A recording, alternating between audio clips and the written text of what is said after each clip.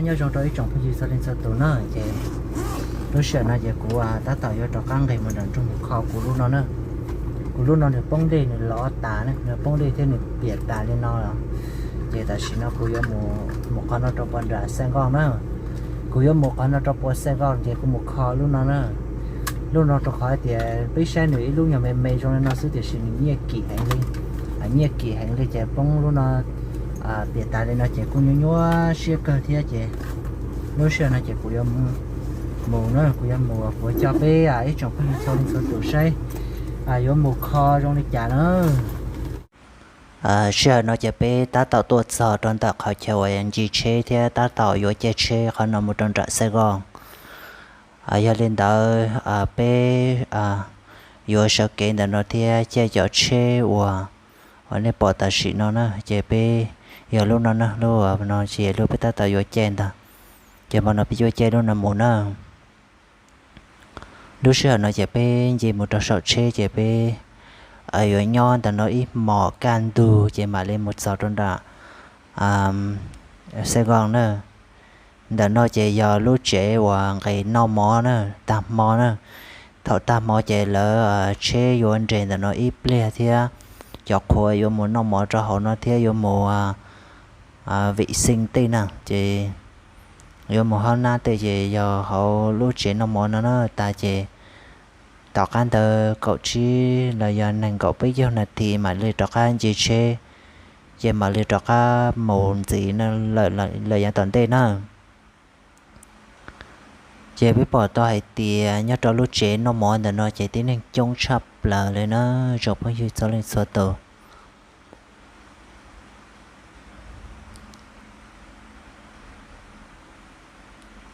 bây giờ đã cho trong là gì cho là ta tạo rậu nó món nữa sẽ nó chỉ bây từ một giờ sang con là nó vô bỏ kế nữa chỉ bây từ một giờ sang con là thì ta chỉ nó bây ta tạo vô giờ đã bên xe là chỉ cho là chỉ cho đã trả chế nữa đã nó chỉ cho trả chế nữa chỉ bây từ tôi cho đã trả chế là chỉ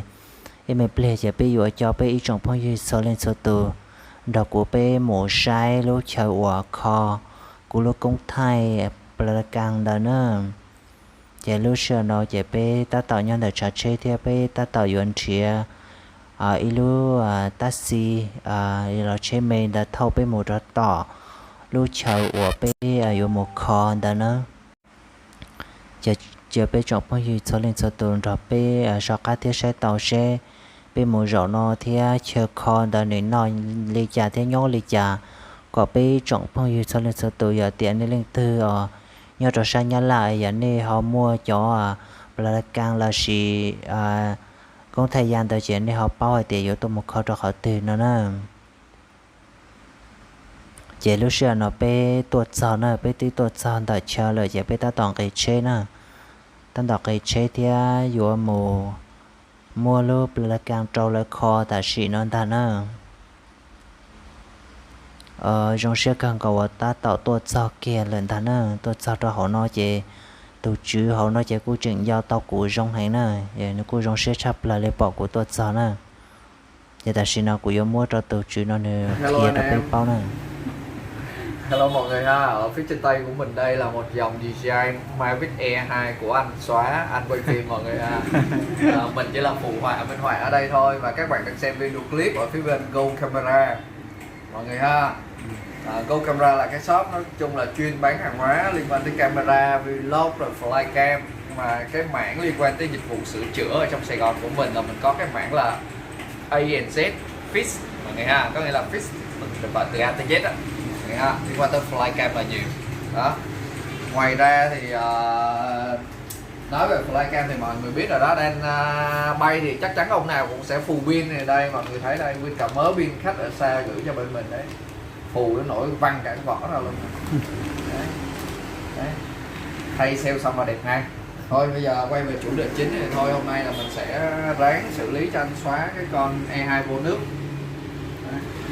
Anh Xóa cái này là cái gimbal nó bị sao rồi? Con này nó cũng va chạm, nó bục ra. Kết thúc ở đây.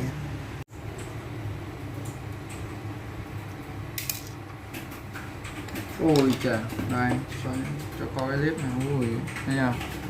Cái chỗ này nè. Đấy. Kiểm tra luôn nè. Ui, căng hả? Đây nè, xịn hết nè. Xịn này ha. Cái này nói chung là em tháo ra trước thôi. Rồi, em làm cái phiếu tiếp nhận để em cho về em vệ sinh nha. Rồi. Đây này, con này của anh này. Tháo buông ở đây.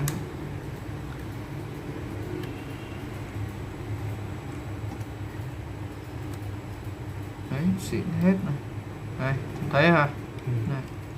Đây, đây. Đấy, bây giờ là phải tháo cáp ra vệ sinh hết này. Cái này nè. Cái men này nó mới là quan trọng nhất nha. Ta tỏ sen rồi ta tỏ dọc khi nè. Đợt này giờ lúc chế thì lúc chờ còn ta nè chế bé lên từ sạp bao sản triển nó chế họ hồ đồ cũ nè chế có mà cho tôi nè chế lúc xưa nó chế bé từ trọ cá lọ chế là nó chế xưa nó chế bé vô lò đã lâu nè bé họ chỉ lò chế là trọ khỏi tiền một chế của sa hành thia chế ta xin nó ngay chế của kỳ thia chế ngay đã lâu chế của trang cái lợi thia chế bé họ là một đã lâu lò chế nó đã lâu lò chế nếu cô đau chỉ cha lấy ở chế thế chế bé họ là đã lâu nó chế xưa nó bé ta tạo nhau họ lối xe chung chuyện là gì nhau họ lối xe và mày và thâu vô một trò tạo lu đã lâu ở bên ta tạo vô che lọn ta nó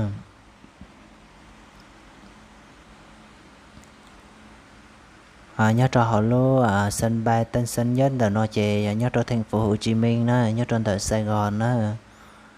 giờ tiền vô một trò số lưu tích chờ xử lý Hà Nội Đạt Nắng Đà Lạt là gì Bể Huế Thiết Thanh Hóa là Thái Lan Campuchia Lào là gì một trò Hàn Quốc Trung Quốc là bốn lăng giò yếu tố một trong tại lúc sân bay Tân Sơn Nhất là nồi mà lên mồn ta nữa giờ lúc xưa nó被ta tỏng cái tại lúc chơi mê thia yếu chuyển chỉ một trong tại lúc chơi lò xưa nóจะ被ta tỏ yếu anh chế khả năng một trong sáu nữa ta tỏ chế rõ rệu liều anh ấy bọn non ta nữa giờ lúc xưa nó tư yếu chọn tu thia giờ xưa hợp thọ plau xì yếu chọn tu giờ被ta tỏ yếu anh chế đã lâu lò chế khóแต่nó yếu một trò bể bê lưu tình để cô đây hành thia yếu một tả lệ ý xung mong đã lâu nữa ta chỉ nói cho bê ta tỏ nhau trò sầu đã lâu nữa ta tỏ nhau trò đã lâu liều này bỏ ta chỉ nó nữa thì này chung chập là nó nên nó chế ta tỏ và thầu hoa rồi thành sổ là nó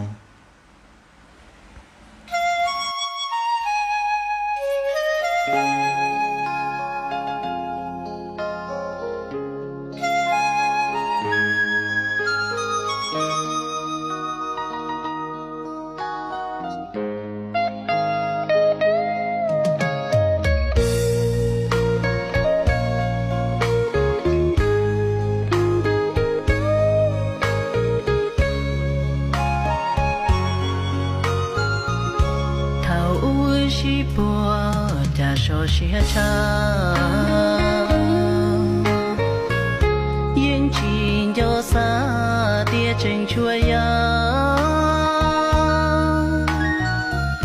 yo mua đi cha cho kê lu chua có lu cu sư rong chắp la nhia chỉ mua lo mà li khứ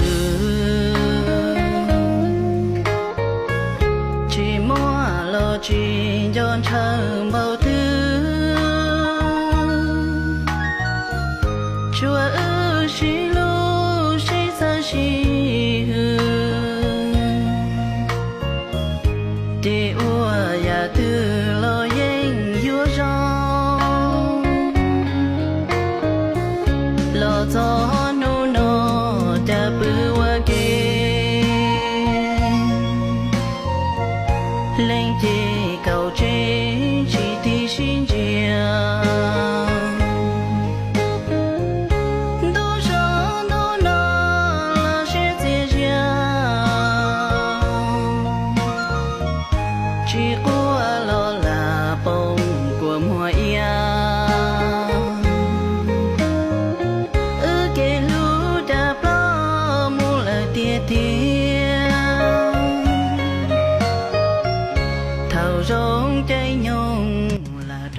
xe nó chạy tiêu trọ cá lò cho toàn đã bé lúc tới chờ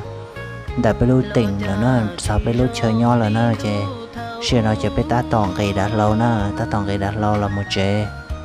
chị thọ bé là sao trọ cá nó chị cũng một chi mong xài là thế